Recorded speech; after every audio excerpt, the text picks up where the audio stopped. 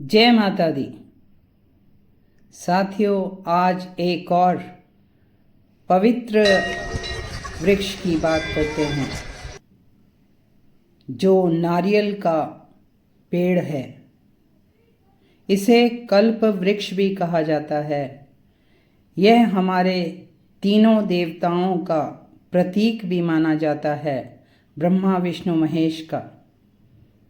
Philippines में तो इसे जीवन का वृक्ष कहते हैं। इसे सजावट के लिए भी आजकल लगाया जाता है और यह पाम जाति का ही पौधा है।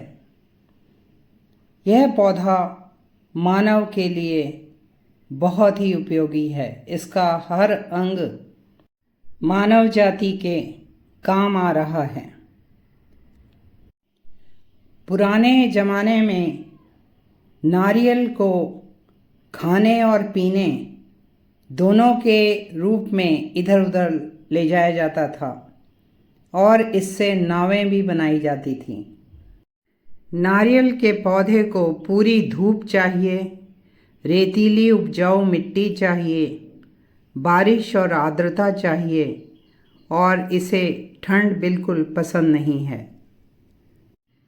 यह पौधा 6 से 10 साल बाद फल देने लगता है और नारियल का वज़न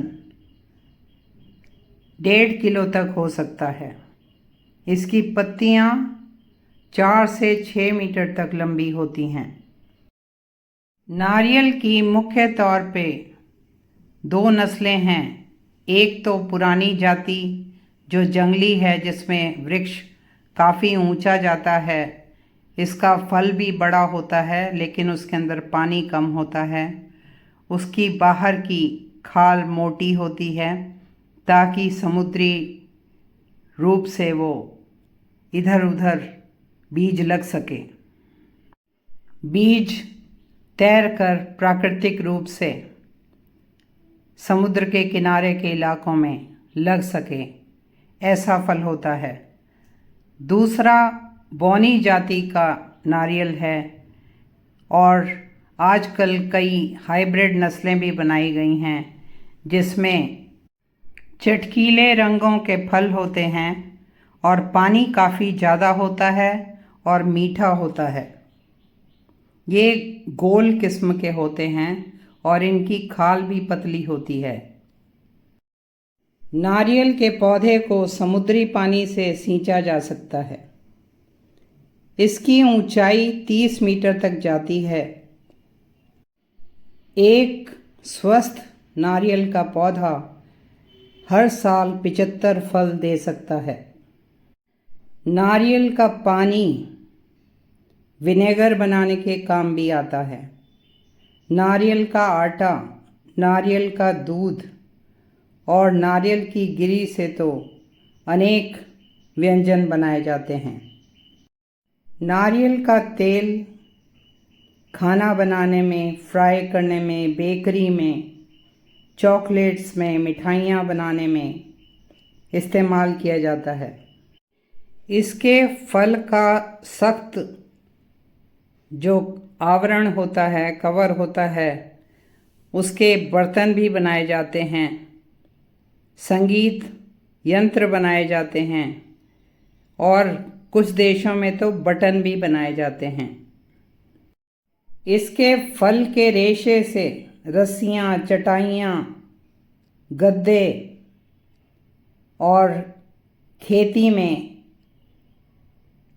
खाद बनाने के भी यह काम आता है।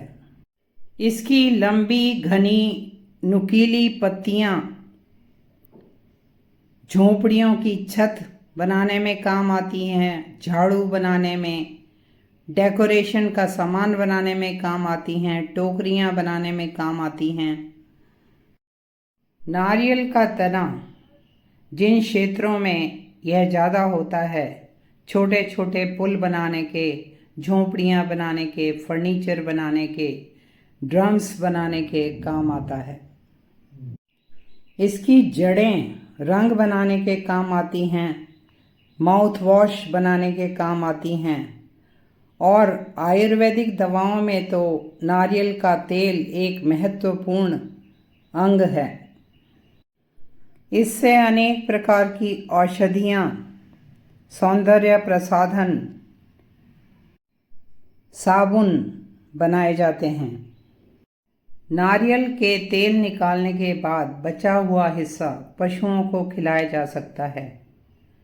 नारियल में छेद करके पक्षियों का घर बनाया जा सकता है या उनका दाना देने का बर्तन बनाया जा सकता है। नारियल उत्पादन में इंडोनेशिया और फिलीपाइंस के बाद भारत का तीसरा नंबर है।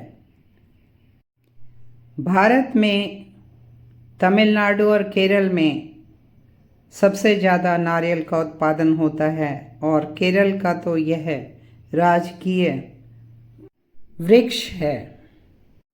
भारत में हर शुभ कार्य में नारियल का प्रयोग होता है। भगवान को चढ़ाने के लिए, विवाहों में शुभता लाने के लिए, कोई भी नई वस्तु खरीदते समय सबसे पहले भगवान को नारियल भेंट किया जाता है और नारियल फोड़ा जाता है। भारत में मछुआरे नदियों में, समुद्र में नारियल चढ़ाते हैं ताकि उन्हें अच्छा मछली पकड़ने का अवसर मिल सके। मंदिरों में एक स्थान अलग से निश्चित होता है जहाँ भगवान को चढ़ाए हुए नारियल भेंट किए जाते हैं, फोड़े जाते हैं। नारियल मंदिरों में हमें भगवान के आशीर्वाद स्वरूप दिया जाता है। नारियल शुभता, संपन्नता, उर्वरता और शुद्धता का प्रतीक माना जाता है। साथियों, ऐसे दिव्य पौधों की दिलचस्प जानकारी पाने के लिए please like, share and subscribe this channel. जय माता दी।